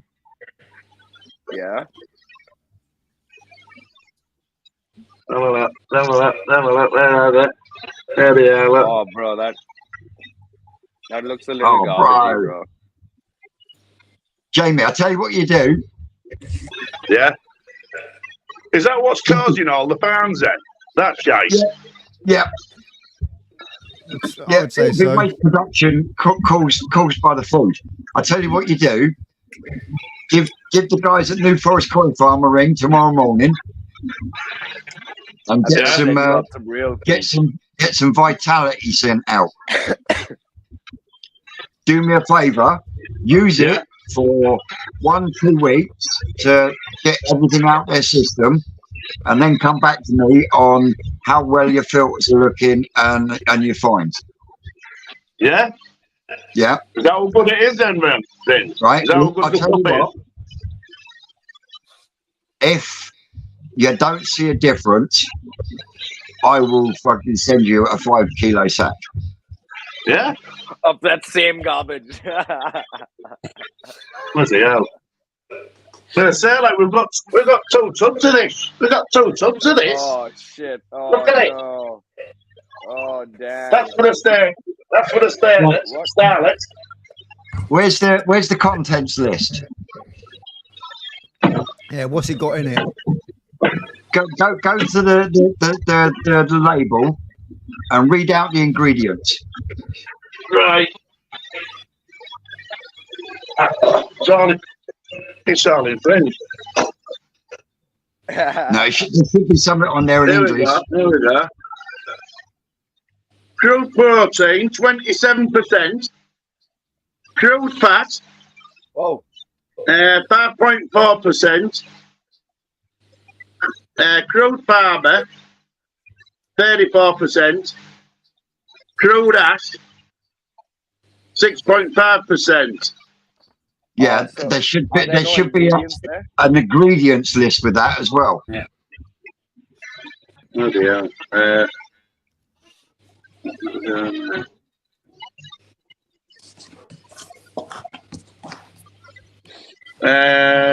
You've got cereals, vegetables, protein, Cereals, So vegetables, brother. protein, bro. That's it. vegetables, yeah. origin, meat, animal. Mm. Yeah, get some, change the food. You will see a big Change difference. the food ASAP. Mm. Yeah. You can feed this food to the birds. You can use it as bird Yeah. feed. What a very fat birds. Yeah. I don't know, it's BB off me back. I don't know this thing. Not quite sure where But Vince that has gone. I think food- he's gone to get a bag of Vital. Yeah.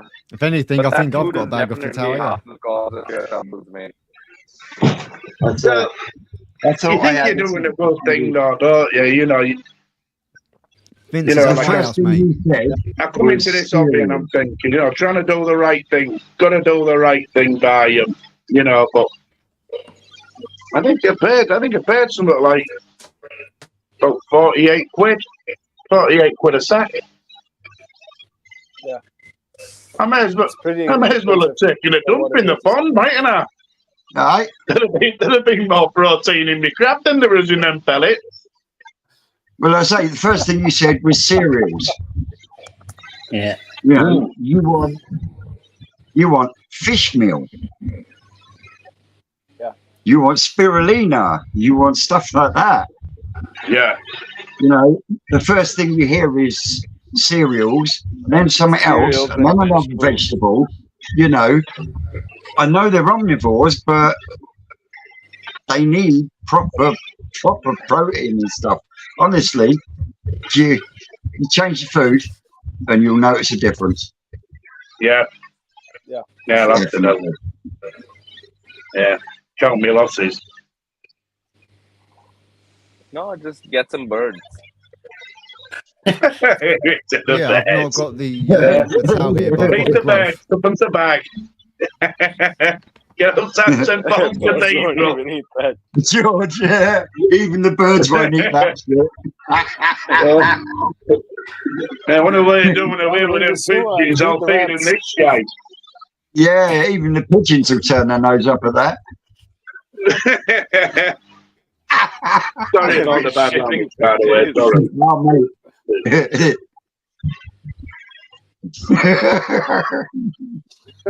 Yeah, I think what your main Like problem that, your main problem is your food. I think there, mate. And those Yeah. bends. Let's Yeah, not and forget don't those get me bends. wrong. The bends and that aren't helping his flow, but it's not causing the fines Yeah. No. because the way he's got his filtration set up, It's you pretty know, solid. he's got his active K1 underneath a bit of jack mat, so that jack mat will collect the fines anyway before it returns. I've got 150 litres of K1, you know. I've got 125 in the moving bed, and I've got 125. No, I haven't. No, I've got 75 in one and 75 in the other. Well, what do you expect, Jamie? You've got fucking big vortexes. Yeah. Right. Yeah. So you've got a moving bed, haven't you, Jens? Yes, I have I got a moving bed after my brush filter chambers. And how much? I How got much a moving K1 bed. have you got in there? Sorry? So how much K1 have you got in your active chamber? In my active chamber, I have 150 liter of the K1 Plus, or what's it called? The Evolution Aqua Plus media. Yep. Ooh, So that that's sounds Yes. It was expensive. One of the few things I splashed out on. I got to admit though, out of normal K1 and K Plus, I've found that the K Plus media matures a hell of a lot quicker. Yeah, Yes. but they added something into the plastic, so the biofilm established quicker. I didn't know that one. Yeah, there's But That's the kind of upside of the salt- K Plus. It actually on the front label on the bag it says added Salt or minerals and something. enzymes. I think. Yeah. Yeah. I'll have to check it. Oh. Bag of it. fun. The fish are looking good. Ooh, look at that. What, Yeah, you and mean this one? it also I don't know if it's got a lot bigger Oh protected shit. area Oopsies. than the K1. Oopsies. Ooh, That's Oopsies. Vince. Woo. Sorry guys, that was me. I did that. I was trying to get pull Jamie up. Where did he well, go? saying that, That's in George there. in a moving That's bed, Mildred.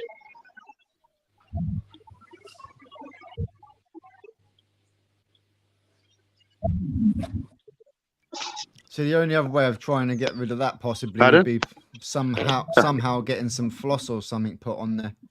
Just so the floss would kind of then remove some of those really. I was really thinking about small- doing I that, feel you know. like- Yeah, that filter I floss. feel That's like, the only thing that I would think for now, just to try and get them fines out, would be yeah, good shout. Guys, if Yeah. you Get were some to floss pull on off it. those extra pipes, get some nice circulation going, and then put those put the filters that you were planning to after the your vortex filters, you'll be able to put some nice biological in there, Yeah. and that will it'll clear up all those fines really easily. Yeah. Because once those filters are in series, by the time the water gets to the last 2 or 3 chambers of filtration, those chambers are primarily clear, and you get all those tiny particles just latching onto all the media in there, you know.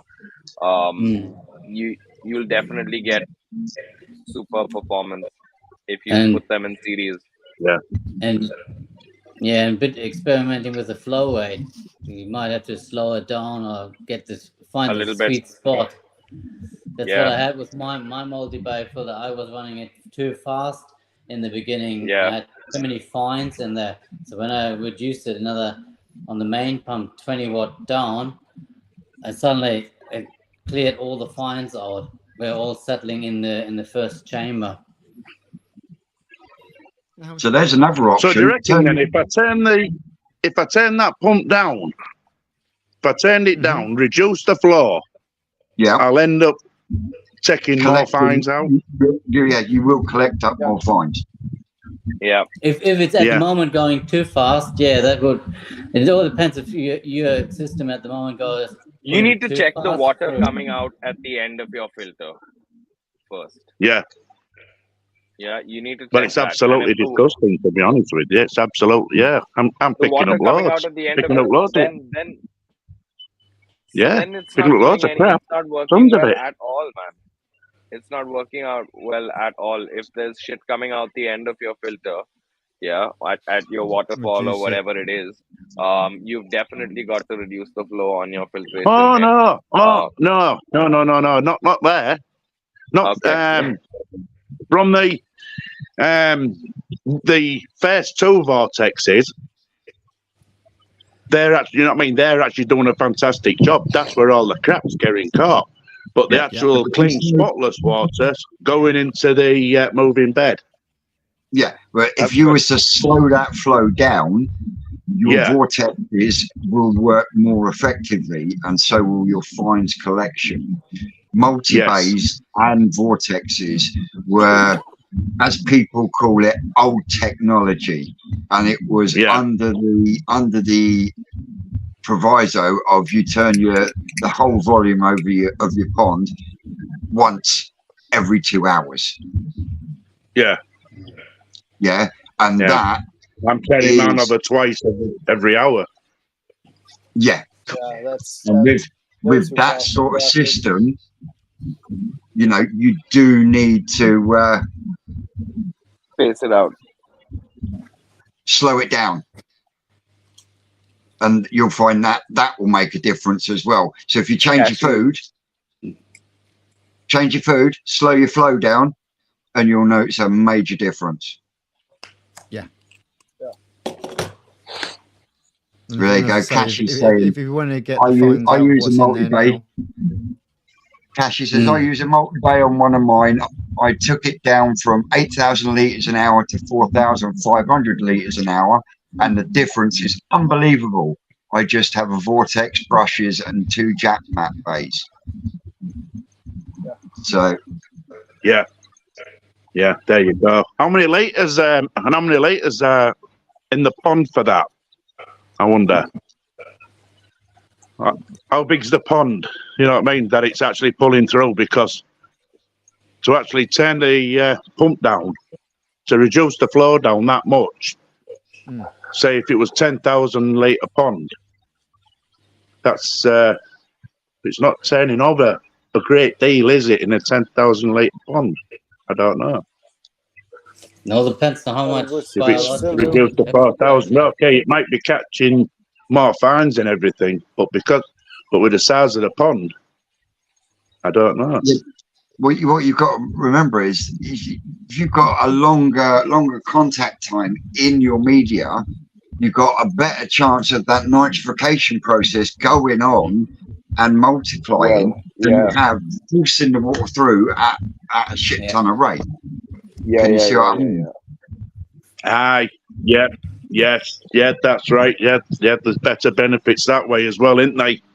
I mean, myself and Jens were talking earlier before we came on the live about showers.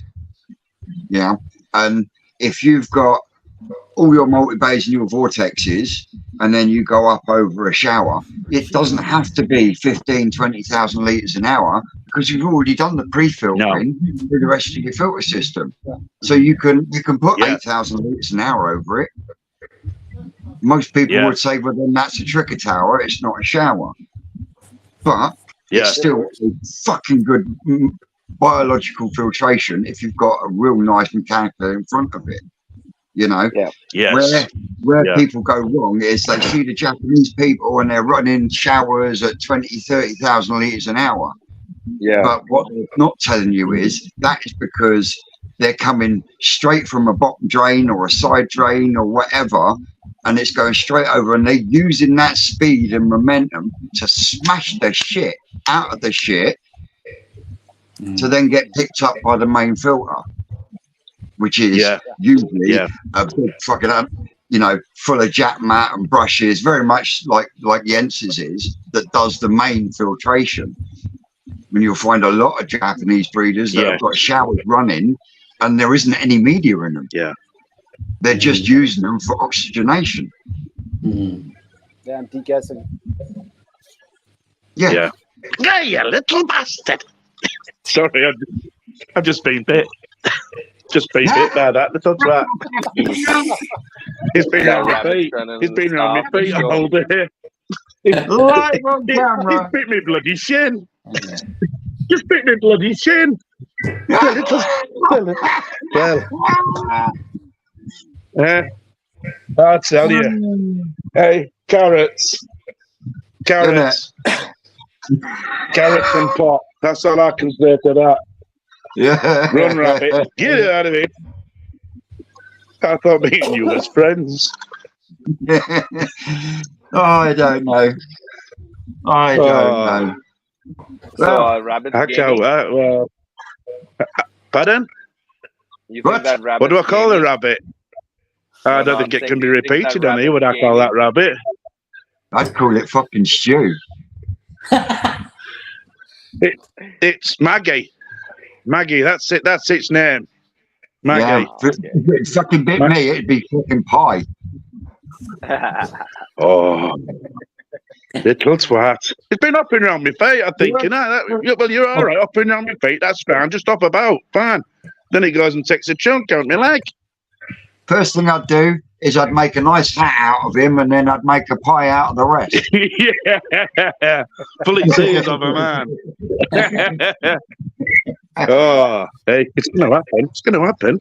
They don't know about it yet. It's going to happen. Yeah.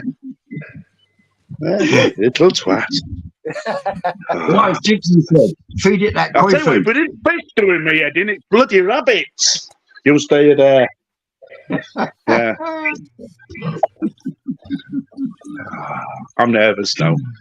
Yeah, I'm proper nervous. Yeah. 53-year-old grown man here, nervous of a little bloody rabbit. It ain't right, is it? It ain't right. Get it out of it. Look at it. Look. Look. Well, it does. Pops around your feet. Yeah. Yeah. Well, ladies and gentlemen, we've managed to sort out Jamie. I've got coming in. We've managed to sort out Jamie. Shame we can't sort out his rabbit. If I had my way, he'd be wearing his pair of slippers. But there you go. So if there's no more questions in the comments, No, for no, us, that's absolutely fine. I'll get off. I've just got tons to do. I might even do a video this afternoon. I've got time. Yeah. And Well, just, you know what to do with the filters now. beg the well, and just beg the well for forgiveness. Yeah. And I'm just having a nice rabbit pie. It's been nice talking to you all. Andrew, Hopefully we might catch you again. Yeah. It'll be lovely. Catch you later, Jamie. Don't forget my friend Coupons. Give him a subscribe, guys. Give him a bit of encouragement. Yeah. So, That rabbit. like a whirlwind. That rabbit. I can't believe fucking rabbit bit him on camera.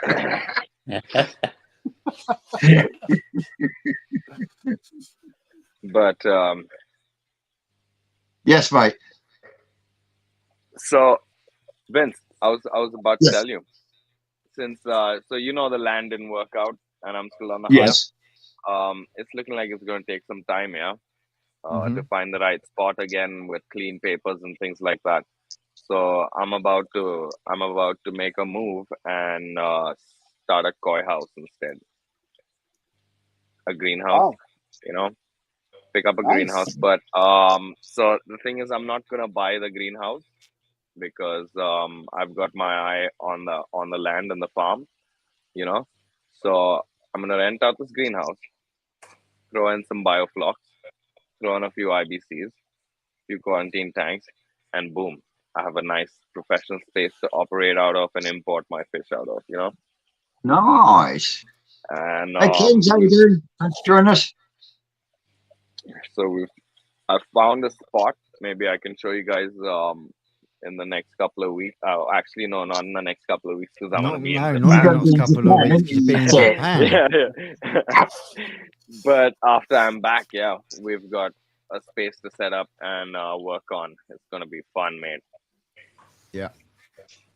Well, I'm still waiting for the On long that. form videos of the waterfall and everything else that you've done. You know, Yeah.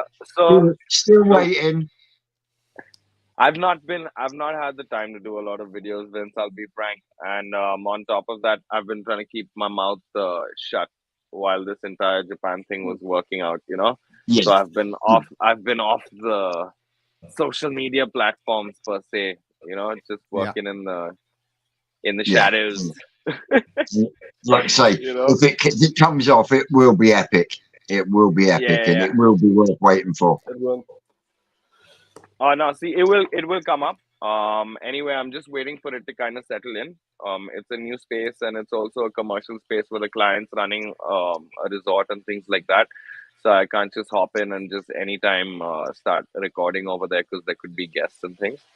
So I kind of need to plan it out a little bit and get some time allocated and also have the mind space myself to sit down and edit a nice video, you know.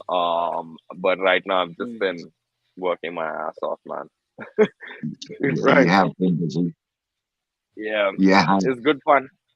It's good fun. But now it's gonna be a lot more fun. It's gonna be a lot You're more lucky fun. bastard. Yep. Lucky bastard. I'm just taking a second to rub it in with before we Yeah, I know. before we head out. Thanks. We head off the show. Yeah. Cheers, mate. Yeah. Cheers, buddy. I tell you what. Not doing too bad, Kings. How you about yourself, buddy? How you been? You best be here on June the 28th, 29th. Oh, I yes. tell you. I will do that. I'm gonna figure out how to make that work. Hopefully, but you know, for me, I think the visa is gonna be the biggest challenge. You know, I'm gonna apply for my visa now and see how it goes. If I can get, because the Schengen visa is like a pain in the ass for me to get, man. Let's see. Hopefully, it'll be easy. Just send them to me. I'll just tell them you're going to be my butler for 3 days. Yeah. Unpaid, obviously. Yeah. Told you I'd get you back. How much I made up. Yeah. But getting the visa right there is a pain in the arse, isn't it? Said all seriousness aside. Yep. Yes.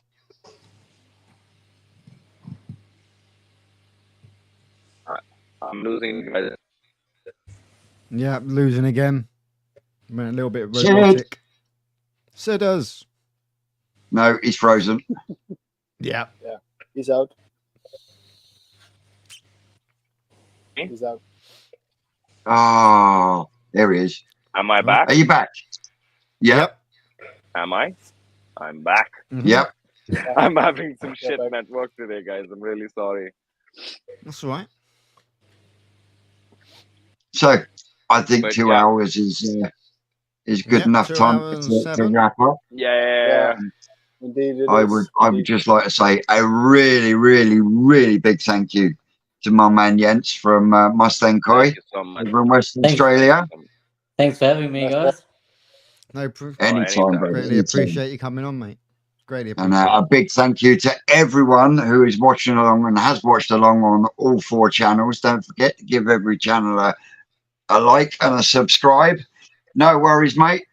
Always got the replay crew, so you got that you can look forward to, bro. As always, Yep.